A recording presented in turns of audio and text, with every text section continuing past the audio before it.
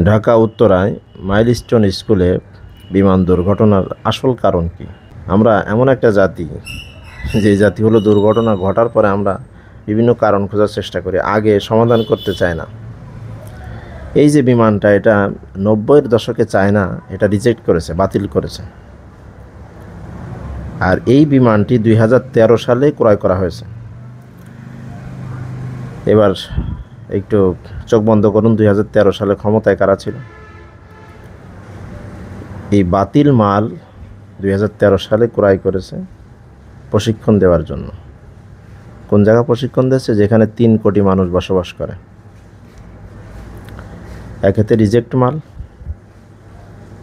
2 নম্বরে হলো আবার 3 কোটি মানুষের উপরে এটা আবার প্রশিক্ষণ দিচ্ছে। আর প্রশিক্ষণ দিবে খালে বিলে দে, বাংলাদেশে জায়গার অভাব রয়েছে।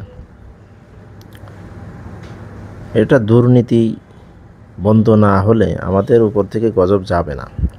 যতদিন পর্যন্ত দুর্নীতি বন্ধ না হবে ততদিন পর্যন্ত একটার পর এ তো একটা বোমা। এই যে শত শত মানুষ মারা গেল, এর জবাব কে দেবে? আসিফ নজরুল সেখানে যাচ্ছে, স্লোগান দিচ্ছে ভুয়া ভুয়া ভুয়া।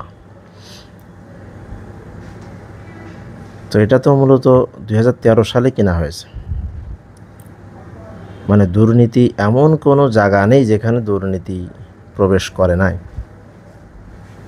রান্নাঘর থেকে শুরু করে বঙ্গভবন পর্যন্ত সব জায়গায় দুর্নীতি।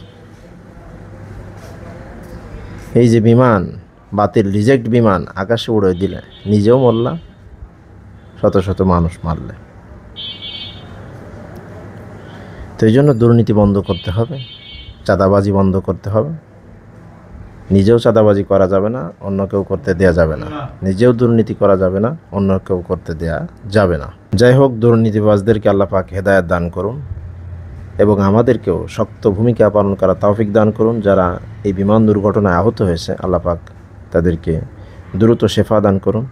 যারা নিহত হয়েছে, আল্লাহ পাক তাদেরকে শাহাদাতের মর্যাদা নসিব করুন। আমিন।